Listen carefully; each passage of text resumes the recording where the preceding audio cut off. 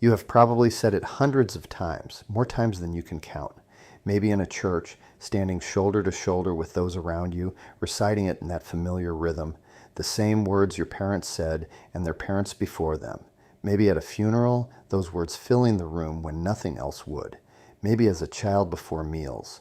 Or maybe alone in the dark at the end of a hard night when you had no other words left.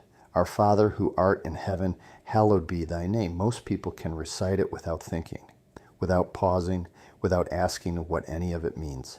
And that's exactly the problem, because somewhere along the way the Lord's Prayer stopped being a prayer and became a recitation, something we say at God rather than to Him. Words worn smooth by habit until they've lost their edges. A religious routine dressed up as communion. We have heard it so many times that the words arrive well before the meaning does. We know the shape of it, we have lost the substance, but here's what most people have never been told. When Jesus first taught this prayer, it wasn't familiar or comforting. It was disruptive. It was a direct challenge to the religious assumptions of his day. Every single line was loaded, historically, spiritually, even politically. Each phrase had a specific meaning to specific people in a specific moment in history, and that meaning has largely been lost to us. There are phrases in this prayer that would have made first-century Jewish listeners stop cold. Lines that completely reordered how they understood God, authority, forgiveness, and daily life. And once you see what Jesus was actually saying, what each line meant to the people who first heard it, this prayer changes entirely. It stops being something you recite and starts becoming something that reshapes how you live. So today we are going line by line through the Lord's Prayer. Not just what the words say, but what they meant. The history behind them, the theology inside them. And by the end, you will never say this prayer the same way again. Let's begin.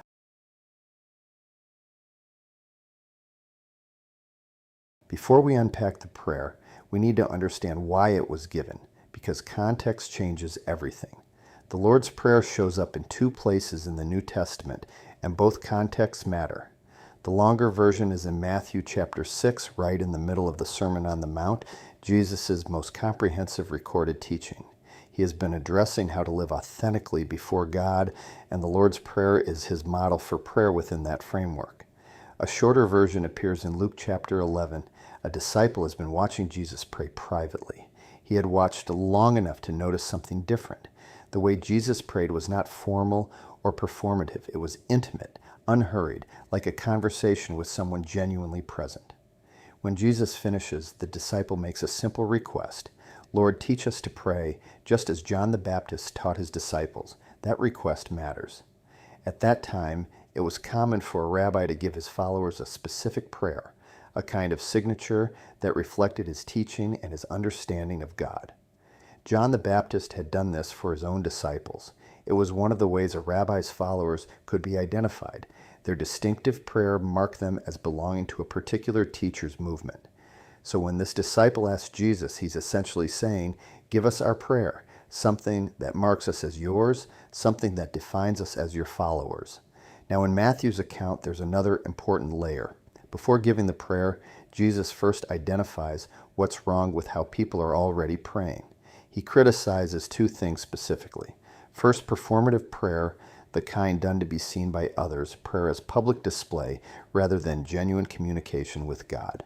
Second, empty repetition, the assumption that more words repeated often enough somehow guarantee a response. The idea that prayer is a technique rather than a relationship. And then he says, this is how you should pray. Not as a fixed script to recite mindlessly, but as a pattern, a structure, a way of approaching God that is real, direct, and genuinely rooted in relationship. Jesus doesn't explain every line here. He gives the prayer and trusts that the meaning will unfold as his followers live inside it. With that in mind, here is the prayer. Our Father in heaven, hallowed be your name. Your kingdom come, your will be done, on earth as it is in heaven. Give us today our daily bread, and forgive us our debts as we also have forgiven our debtors. And lead us not into temptation, but deliver us from the evil one. Short, simple, but incredibly deep. Every single phrase is a doorway. Our Father in heaven, the opening, redefines who God is to us. Hallowed be your name. Your kingdom come, your will be done. We are not the center. Give us our daily bread. Forgive us our debts. Lead us not into temptation. Deliver us from the evil one.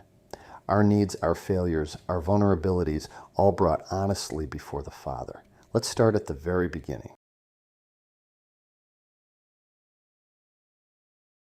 Our Father, two words that would have sounded shocking to any first-century Jewish listener. In first-century Judaism, God was approached with reverence and distance. His names carried enormous weight: holiness, authority, transcendence. To speak of God at all required care. His most sacred name was not spoken aloud. Substitute names like Adonai were used instead. The very act of addressing God directly required mediation, ritual preparation, and the right approach. Everything about how Jewish worship was structured reinforced the separation between God and ordinary people. The temple itself made this visible. From the outermost courtyard open to everyone through progressively restricted zones, all the way to the innermost sanctuary, the Holy of Holies, where God's presence was said to dwell. That innermost room could be entered by one person only, the high priest, and only once a year. To everyone else, that room was inaccessible by definition. No exceptions, no shortcuts. Everything about the system communicated distance. And then Jesus says, call him Father. That single shift from the formal titles of deity to this intimate personal address was the hinge on which everything else in the prayer turned. It changed the entire grammar of how you relate to God. Not a distant authority to be approached with fear, but a Father who is already near. The word he likely used, Abba, was deeply personal. It wasn't a casual term. It wasn't disrespectful, but it was intimate. It carried warmth without losing reverence, closeness without losing awe. It carried the sense of trust, closeness, relationship. A child addressing a parent, not a subject addressing a distant king. Not a subject speaking to a ruler, but a child speaking to a parent. This was the first radical claim in the prayer, before a single petition had been made, before anything had been asked, just the opening address. In that address, Jesus relocated the entire relationship between a human being and God. Then there's a second detail. It's our Father, not my Father. This isn't a private prayer. It is communal. The moment you begin, you are reminded that you are not approaching God alone. You are part of something larger, a family, a community of people who share the same Father. The word our draws a circle around everyone who prays it. No one who prays this prayer is meant to be alone. In a culture where isolation could be catastrophic, that word our carried real weight. Prayer in Jesus' framework was never purely private. It was always communal, always relational, and then in heaven. This phrase isn't primarily about location. It's about nature. It isn't telling you where God lives. It's telling you who God is. This Father is both near and sovereign, both personal and transcendent, both close enough to address as Abba and vast enough to hold all of creation. The opening of this prayer holds two things in tension: closeness and authority, the intimacy of a parent and the sovereignty of the one who rules all things. This is not a contradiction. It's a paradox that the prayer asks you to hold together every time you pray it. In first century terms, this was a reorientation. It challenged the entire architecture of how people understood their relationship with God. The distance was not removed. God was still sovereign, still holy, still beyond what we can comprehend. But something new was being offered: access, closeness, direct relationship, not through a priest, not through a system, not through elaborate ritual, through two simple words at the beginning of a prayer. In those two words, Jesus compressed an entire theology of relationship. Who you are, who he is, how you can approach him, who else approaches him alongside you. In two words, our Father, the entire posture of prayer shifts. You are not a petitioner before a throne. You are a child welcomed home. The opening sets the tone for everything that follows. Closeness and authority held together. Our Father in heaven.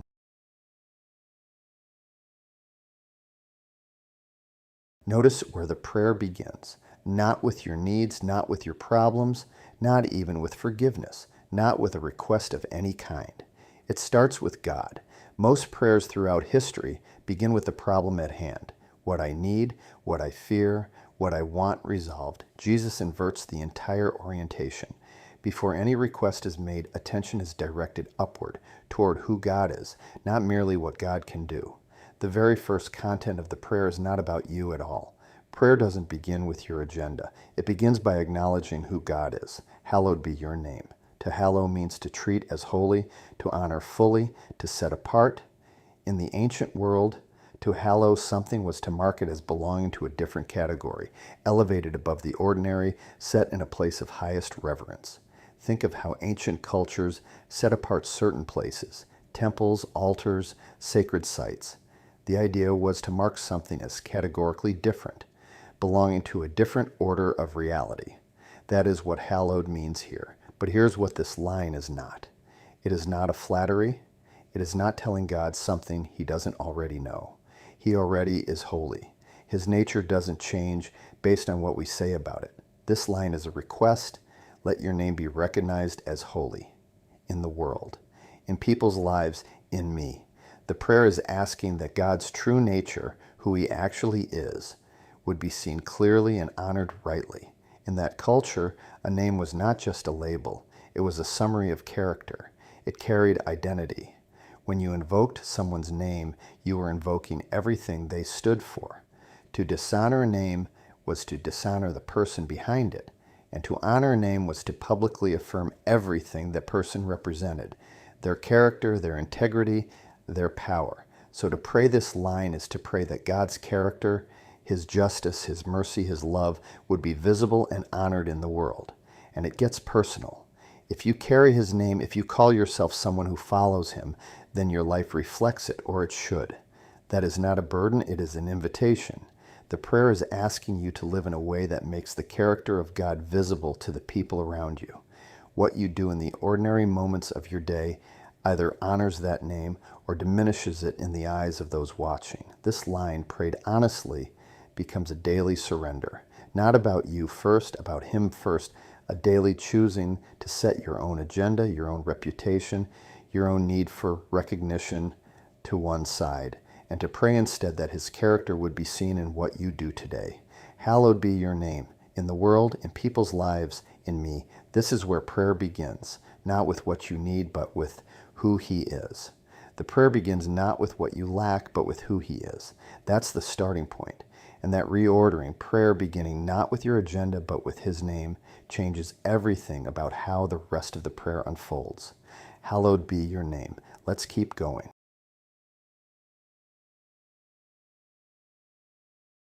Your kingdom come, your will be done. Of all the lines in this prayer, this one carries the most political weight. To understand this, you need to remember the setting. Israel was under Roman rule, not as a vague historical backdrop, but in a total, visible, inescapable way. The Roman Empire stretched across the entire known world. Every road, every market, every city gate bore the marks of Roman authority. And at the center of that empire, Caesar claimed ultimate authority, not merely as a political administrator, but as a figure who demanded the kind of reverence that belongs to God alone. His portrait appeared on every coin in circulation. His name was invoked at every public ceremony. His soldiers stood at every strategic point in the land. His rule was visible everywhere, politically, economically, culturally. There was no dimension of daily life in first century Judea that the empire had not touched. And into that world, Jesus teaches people to pray for a different kingdom, not Rome's, not any human system built on conquest, coercion, and the threat of force, God's. This wasn't passive, it was a declaration of allegiance. In the ancient world, declaring your loyalty to a king was not a private spiritual preference. It was a public act with real consequences. The first people who prayed these words lived in occupied territory. They paid Roman taxes, they passed Roman soldiers on the street, and they opened their mouths and prayed for a kingdom that was not Caesar's. That was a statement. They were saying with every repetition, my loyalty belongs to God above everything else. That was the claim embedded in these words in every generation that has prayed them since. When you prayed this, you were saying, my loyalty belongs to God above everything else, not to any earthly power, not to comfort or status, or the kingdoms that rise and fall within a single lifetime. to God whose kingdom does not end. And the next line deepens it. Your will be done on earth as it is in heaven. In heaven, God's will isn't resisted. There, everything operates in perfect harmony with what God intends. No friction, no rebellion, no gap between what should be and what is. On earth, it is different. On earth, God's will meets resistance at every turn. In human selfishness, in broken systems, in the accumulated weight of everything that has gone wrong since the beginning. This prayer asks God to close that gap, to bring the order and justice and wholeness of heaven into the disorder of earth, to make what is below begin to look like what is above. This prayer does not stay at the level of the world, though. It comes close, it starts with the person who prays it, and it starts personally. Before the kingdoms of the world shift, something shifts in the one who genuinely prays this. Before it transforms the world, it transforms you. Every time you pray your kingdom come, you are surrendering your own agenda. You are placing your priorities beneath God's. You are saying what I want matters less than what God intends. The first territory the kingdom occupies is not a nation or an institution. It is one willing heart, and it starts personally. Before it transforms the world, it transforms you. The kingdom advances not by conquest, but by transformation. One surrendered person at a time, one prayed prayer at a time, one daily choosing of God's kingdom over every competing claim. On earth as it is in heaven. A bold statement, a declaration of allegiance, said not from thrones but from ordinary lives, by people who believed that God's kingdom was more real, more permanent, and more certain than anything that Caesar could build or defend. Your kingdom come, your will be done. Let's keep going.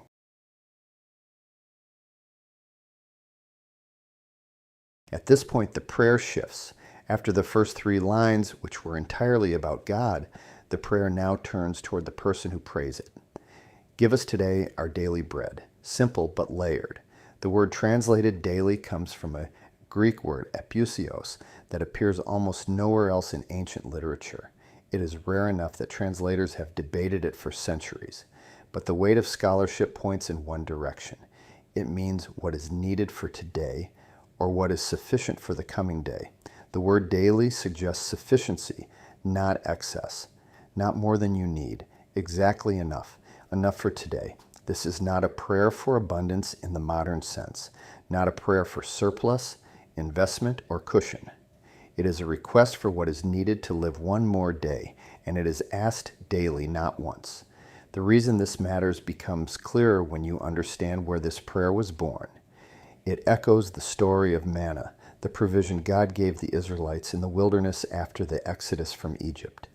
Every morning something appeared on the desert ground, a fine bread-like substance that sustained the people through their years of wandering, God providing exactly what was needed, not what they might have wanted. There was always enough, but not more, and the instructions were specific. Gather what you need for today, one day at a time. If you gather too much, it's spoiled. The surplus rotted overnight. The lesson was deliberate. God was not building a system of self-sufficiency. He was building a relationship of daily trust. He was training his people to return to him every morning. This is a posture of dependence. Not weakness, but the correct orientation of a creature before its creator. Every morning the Israelites returned to the same ground and found the same provision. And every morning the act of gathering was also an act of trust. I am not sufficient on my own. I come back. Jesus now places that same daily rhythm inside his model prayer, trusting daily, not stockpiling security. The prayer asks you to begin each day by acknowledging that what you need today comes from God, not from your own stores, not from your own foresight, not from what you managed to set aside yesterday. And again, give us, not just me, the same communal word that opened the prayer, our Father, not my Father, returns here. This prayer always keeps others in view, even in the most personal of requests. You are praying alongside a community of people who need their daily provision too. What you do with your daily bread is never only personal. Bread here means more than physical food. In the ancient world, bread was life itself, the staple that made everything else possible. But the prayer reaches further. It asks for what you need to live, body, soul, and relationship. everything required to be fully human and fully sustained. Every morning is a fresh beginning of trust. Not a guarantee accumulated from yesterday, not a stock of security built against tomorrow, just today. Enough for today. Give us today our daily bread. Let's keep going.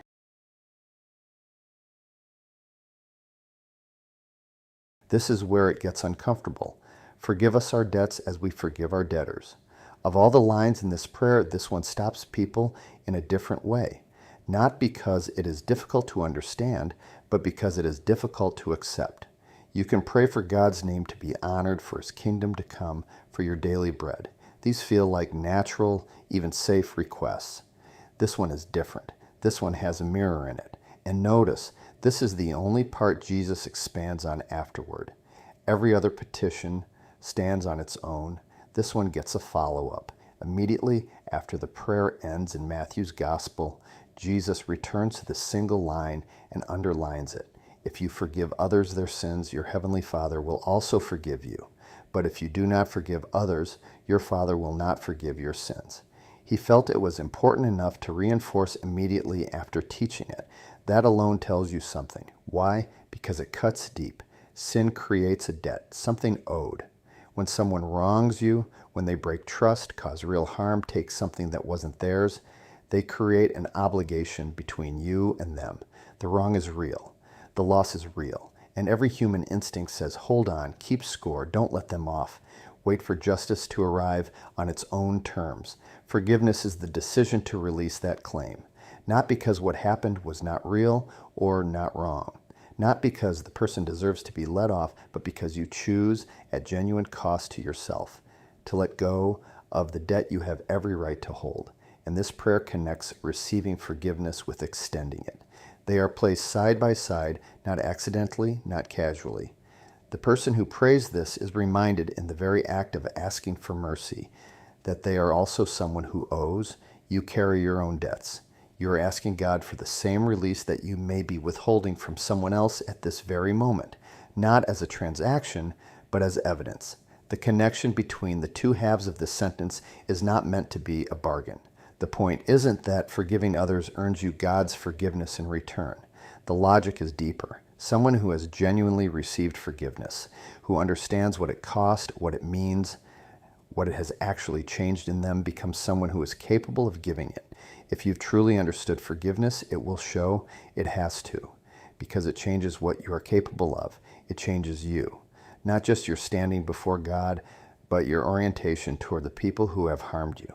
Grace does not sit still when it is real. It works outward. It softens what was hardened. It makes room where there was nothing but locked doors before. It forces reflection. This petition cannot be prayed quickly and honestly at the same time. Because before you can ask God to forgive you, you have to sit honestly with the second half of the sentence. As we forgive our debtors. Every time you pray it, you're asked, is there someone you haven't forgiven? A name surfaces, a conversation replays, something that happened years ago that still carries weight in your body, in your chest when you think about it. The prayer does not let you skip past it. It places what is unresolved directly inside your request to God. You are praying within a web of relationships, some repaired, some still broken. This petition asks you to bring both halves to God at the same time, not just your own need for mercy, but the question of whether you are extending it. Forgive us our debts as we forgive our debtors. One sentence, two directions. More weight than at first appears. Let's keep going.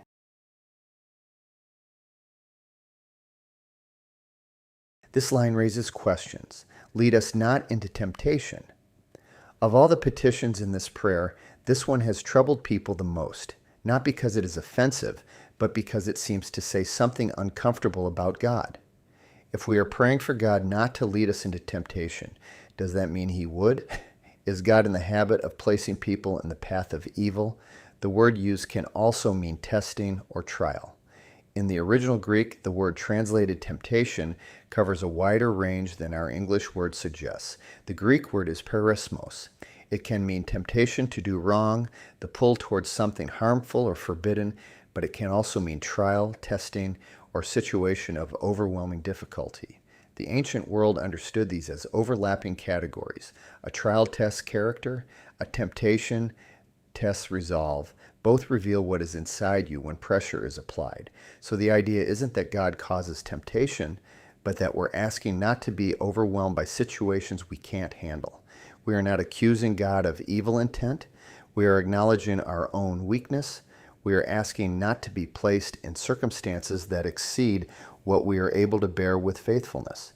It's a prayer of humility, and humility is not the same as self-deprecation. Humility is accurate self-knowledge, knowing what you are and what you are not, knowing where you are strong, and knowing more honestly where you are not. An acknowledgement that we're not as strong as we think. This is perhaps the most honest thing a person can say about themselves. Every person who has ever fallen into something they swore they would never do has discovered this. Willpower has real limits. Good intentions erode under sustained pressure. The person who says, "I would never do that," has simply not yet been placed in the right combination of circumstances, fatigue, and temptation. This prayer asks you to know yourself well enough to ask for help before you need it. Not after the fall, before the temptation even arrives. That is wisdom, not weakness. And the second half clarifies it. Deliver us from evil. Some ancient manuscripts and translations say, "Deliver us from the evil one," which may refer to a specific spiritual adversary working against human flourishing. Others keep it more general, evil itself, in whatever form it takes. Either way, the petition acknowledges that what threatens us is real. There is something out in the world and within the world of the human heart that works against us. This isn't abstract. It recognizes a real struggle and a need for divine help. The petition doesn't pretend you can navigate everything by trying harder or believing more sincerely. It says, "There are forces at work that you cannot face alone, and I am asking not to face them alone. Lead us not into temptation, but deliver us from evil." Notice the shape of the petition. First, don't let me be placed where I will be overwhelmed. Second, rescue me from what is already working against me. The two halves move together, one preventative, one responsive. Together they trace the full range of how human beings find themselves in trouble and how they need God's intervention at every stage. In every generation, people have prayed these words from places of genuine danger, physical, moral, spiritual. The words have never been abstract. They have been prayed by people who knew exactly what they were asking to be delivered from. Lead us not into temptation, but deliver us from evil. Still honest after 2,000 years. Let's keep going.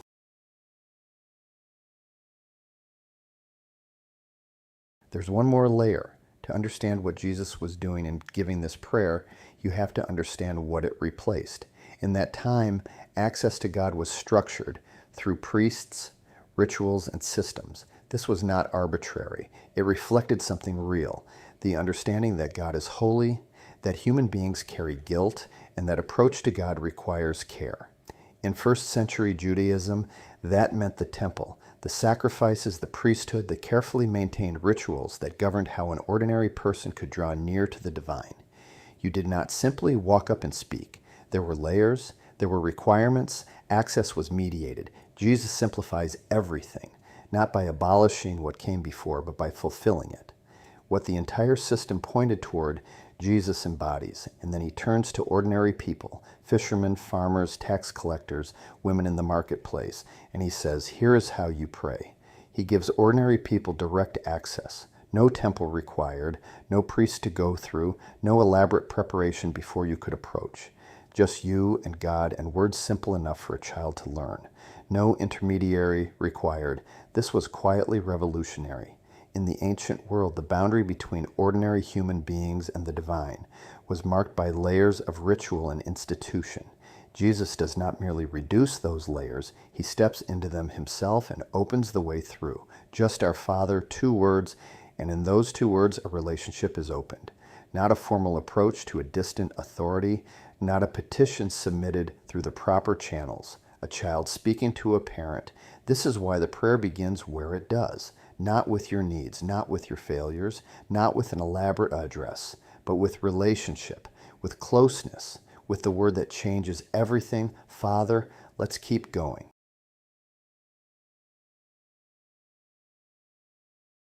So what do we do with all of this? You followed the prayer line by line. You've heard where it was born, what each petition meant in its original world, and what it has meant to the people who have prayed it across 20 centuries. Now the question is practical. Don't just repeat it, expand it. This prayer was not designed to be a verbal formula. Jesus explicitly warned against that, against praying with many words as if the volume of speech impresses God. The 6 petitions are not incantations. They are doors. Each line is a starting point, not an ending point. Our Father in heaven is an invitation to sit with what it means to call God Father. Really call him that, not just say the word. To let that word reshape how you understand who you are and how you are held and what your life is actually about. When you arrive at Give Us Today, our daily bread, stop there. Pause, reflect, personalize. Think about what you actually need today. Not in general, today, this particular day with its particular pressures. Name it. Ask for it specifically. Bring what is actually pressing, actually uncertain, actually frightening into the prayer. That is how a formula becomes a conversation. Turn each phrase into a real conversation. Don't race through the words to reach the end. Sit in each petition long enough to feel what it is asking of you and what it is offering you in return, because this prayer isn't meant to be rushed. It's a map of a relationship. It begins with who God is, it moves to what God's kingdom means and what his will looks like when it reaches the ground. It asks for provision, it asks for mercy, and it holds you accountable for mercy given. It asks for protection from what would overwhelm you. Each element is a different facet of what it means to live an honest relationship with God. It's meant to shape how you relate to God.